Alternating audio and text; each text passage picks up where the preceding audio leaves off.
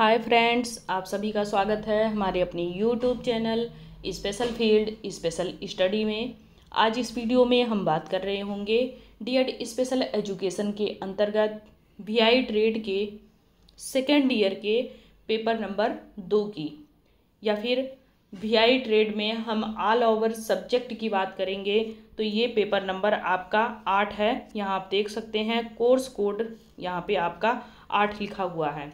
ये VI trade के all subject की बात कर रहा है, क्योंकि 1 से 6 तक जो सब्जेक्ट्स हैं वो आपके फर्स्ट ईयर के हैं और उसके बाद 7 से लेकर के 12 तक आपके सेकेंड ईयर के सब्जेक्ट हैं। तो मेरे हिसाब से आप लोगों को ये क्लियर हो गया होगा कि ये सब्जेक्ट कौन सा है।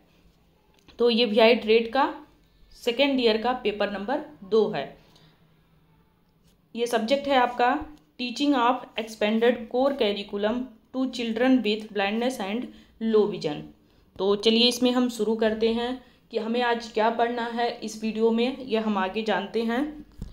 अभी तक हम लोगों ने ऑब्जेक्टिव टाइप क्वेश्चन इस सब्जेक्ट से रिलेटेड लगभग 40 क्वेश्चन हमने कंप्लीट कर लिया है।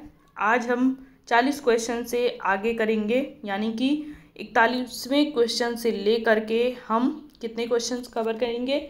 हमने 2 वीडियो आप लोगों को दिया है, वो आप जा करके इस चैनल पे यानी कि स्पेशल फील्ड स्पेशल स्टडी पे जा करके देख सकते हैं, ताकि आने वाले एग्जाम में आपको कोई परेशानी ना हो। जितने भी क्वेश्चंस कराए जा रहे हैं सब प्रीवियस ईयर क्वेश्चन पेपर से लिए गए हैं और आने वाले एग्जाम में जो संभावित क्वेश्चन है वो लिए गए हैं। तो आपका यहीं से जो ऑब्जेक्टिव टाइप क्वेश्चंस आता है सब क्लियर हो जाएगा। तो वीडियो देखना मत भूलिएगा, वहाँ जा कर के वीडियो को वॉच करिए। और टेलीग्राम चैनल से जुड़ने के लिए स्पेशल फील्ड स्पेशल स्टडी के नाम से आप उस पर भी सर्च करेंगे तो आपको टेलीग्राम चैनल भी मिल जाएगा और उस पर आपको सब्जेक्ट भी सारे मिल जाएंगे। तो चलिए शुरू करते हैं।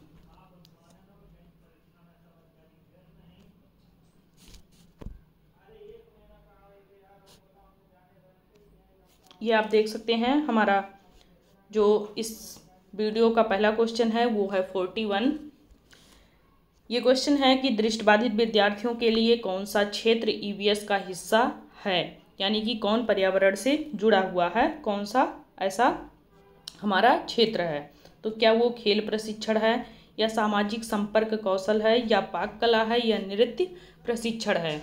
तो आप जानते ही हैं इसमें जो खेल प्रशिक्षण है ये तो नहीं है। सामाजिक संपर्क कौशल ये आपका हो सकता है, समाज में जो रह रहे हैं लोग वो पर्यावरण में ही रह रहे होते हैं। बाकी सारी चीज़ें भी हम करते हैं, लेकिन हम खेल को घर के अंदर भी कर सकते हैं, पाक कला को भी कर सकते हैं, नृत्य को कर, लेकिन सामाजिक कौशल इसको हम नहीं कर सकते हैं। ये हमारा जो होगा वो पर्यावरण में ही होगा।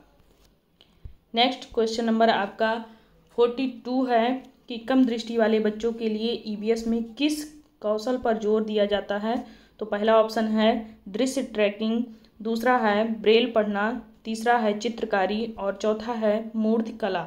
तो यहाँ पे आपका पहला ऑप्शन सही हो जाएगा दृश्य ट्रैकिंग, क्योंकि कम दृष्टि वाले बच्चों के लिए ईवीएस में सबसे ज़्यादा इसी कौशल पे ध्यान दिया जाता है कि दृश्य को वो देख करके वो बताए कि ये दृश्य कहाँ पे है और वो कहाँ तक उसका माइंड वहाँ तक पहुँच रहा है। ये चीज़ें यहाँ पे देखी जाती हैं।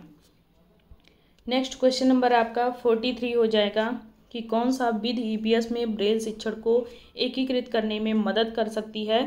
तो पहला ऑप्शन है कि स्पर्शनीय पुस्तकों का उपयोग करना, या फिर वीडियो देखना, या फिर संगीत सुनना, या फिर चित्र बनाना।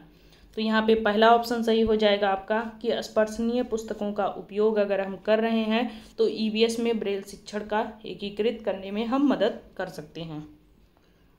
नेक्स्ट क्वेश्चन नंबर आपका 44 है कि शिक्षक ईवीएस में ब्रेल साक्षरता का समर्थन कैसे कर सकते हैं। तो पहला ऑप्शन है दृश्य सहायता प्रदान करके, दूसरा है दैनिक ब्रेल अभ्यास को शामिल करके, तीसरा है बड़े प्रिंट सामग्री का उपयोग करके, चौथा है मौखिक प्रस्तुतियों को प्रोत्साहित करके।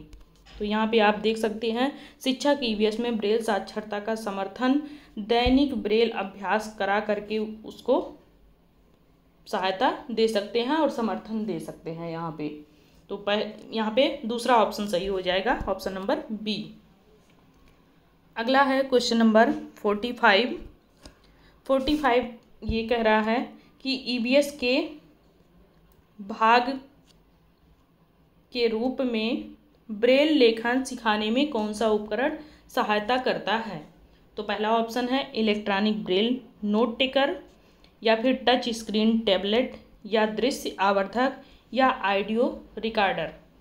तो पहला ऑप्शन यहाँ पे आपका सही हो जाएगा, इलेक्ट्रॉनिक ब्रेल नोट टेकर। ये जो है आपका ईवीएस के भाग के रूप में ब्रेल लेखन सिखाने में कहीं ना कहीं इस उपकरण का हम उपयोग कर सकते हैं या सहायता ले सकते हैं।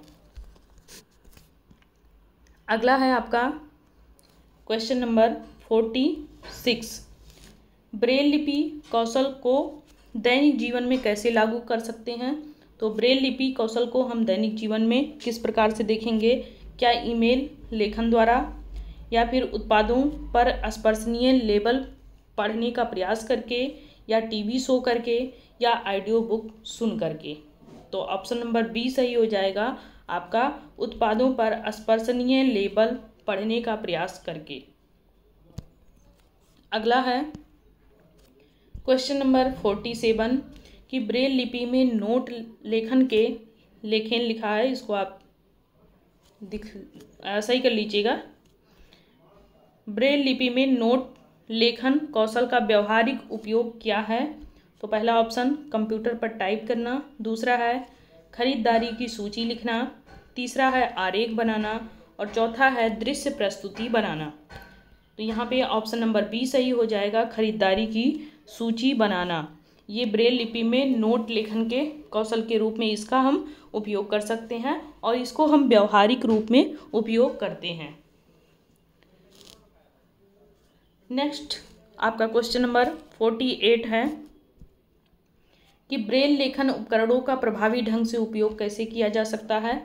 नंबर 1, कलात्मक चित्रकारी के लिए कर सकते हैं क्या इसको, या फिर ब्रेल दस्तावेज बनाने के लिए, या दृश्य शिक्षण के लिए, या श्रवण सीखने के लिए?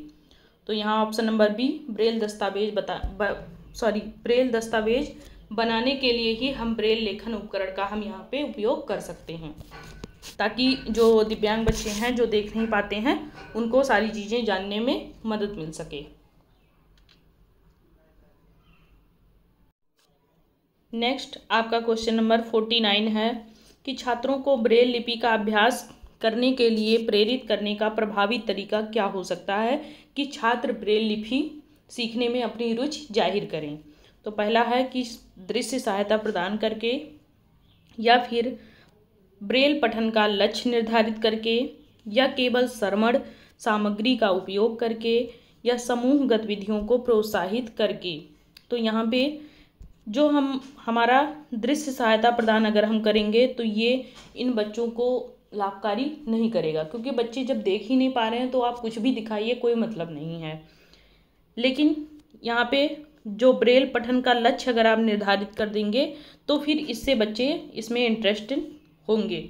लेकिन केवल श्रवण सामग्री का उपयोग करेंगे या इसको समूह गतिविधि में ले आएंगे तो आप उस बच्चों को ब्रेल लिपि अभ्यास करने के लिए प्रोत्साहित नहीं कर सकते हैं।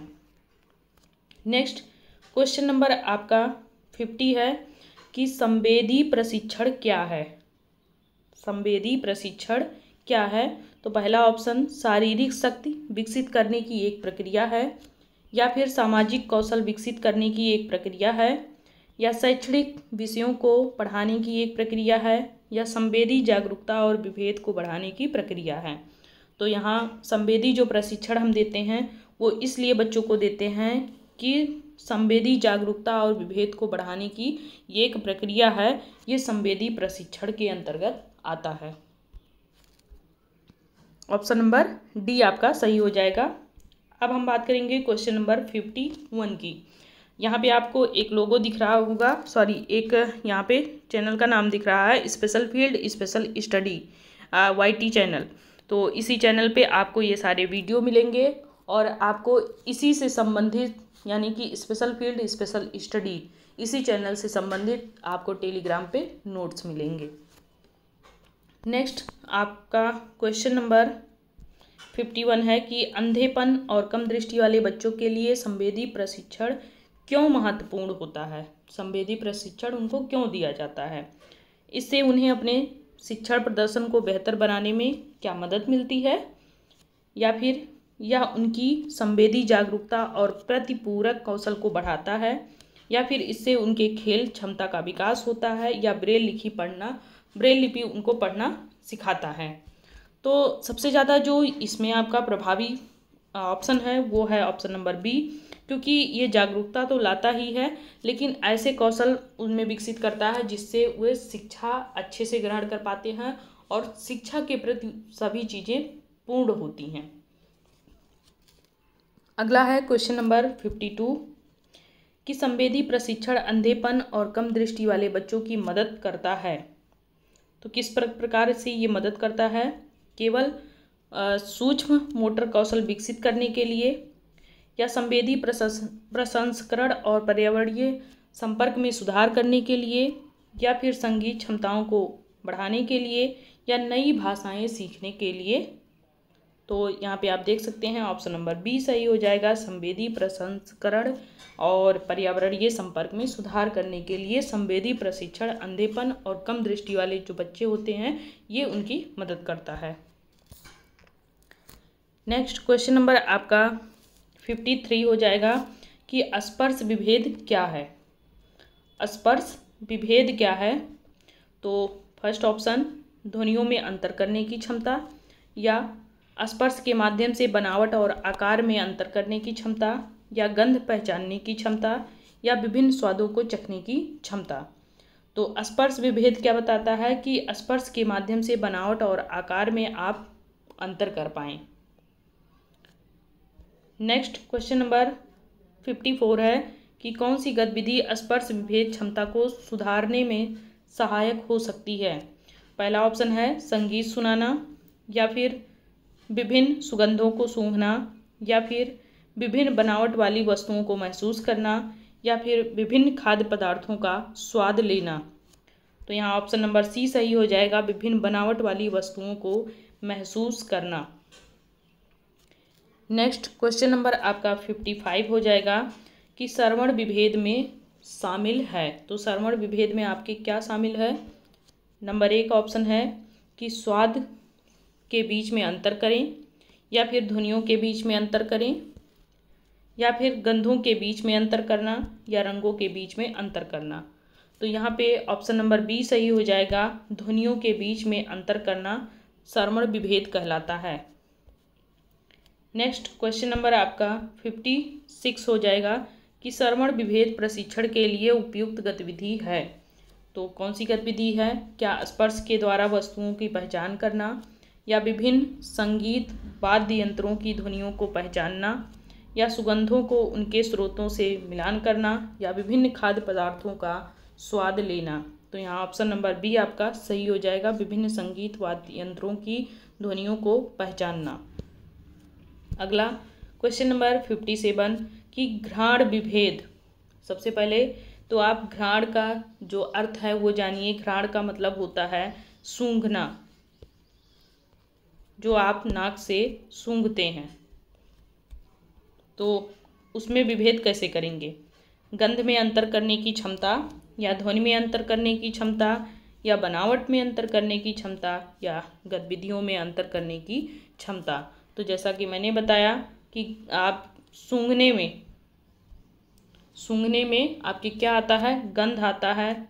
तो उसमें आप अंतर करने की क्षमता घ्राण विभेद कहलाएगा। नेक्स्ट क्वेश्चन नंबर 58 कि घ्राण विभेद बोध सुधारने के लिए एक गतिविधि का उदाहरण है। नंबर 1 स्पर्श द्वारा वस्तुओं को छांटना, या विभिन्न स्रोतों से आने वाली गंधों की पहचान करना, या विभिन्न ध्वनियों को सुनना, या विभिन्न खाद्य पदार्थों का स्वाद लेना। तो यहाँ पे आपके ऑप्शन नंबर बी सही हो जाएंगे, क्योंकि विभिन्न स्रोतों से आने वाली गंधों की पहचान करना ही घ्राण विभेद ये कहलाता है कि आप कितने भी सुगंध आ रहे हों उसको आप पहचान लीजिए।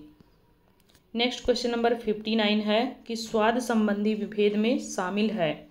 तो ध्वनियों में अंतर करना, या बनावटों में अंतर करना, या विभेदीकरण गतिविधियाँ, या स्वाद में अंतर करना। तो यहाँ पे ऑप्शन नंबर आपका डी सही हो जाएगा, स्वाद में अंतर करना। नेक्स्ट क्वेश्चन नंबर 60 हो जाएगा आपका और इस वीडियो का लास्ट क्वेश्चन कि स्वाद विभेद प्रशिक्षण के लिए कौन सी उपयुक्त विधि होती है। तो फर्स्ट ऑप्शन है कि स्पर्श द्वारा वस्तुओं की पहचान करना, या विभिन्न स्वादों को पहचानना, या ध्वनियों को उनके स्रोतों से मिलाना, या गंध में अंतर करना। तो यहाँ पे ऑप्शन नंबर बी, विभिन्न स्वादों में पहचान करना स्वाद विभेद कहलाएगा।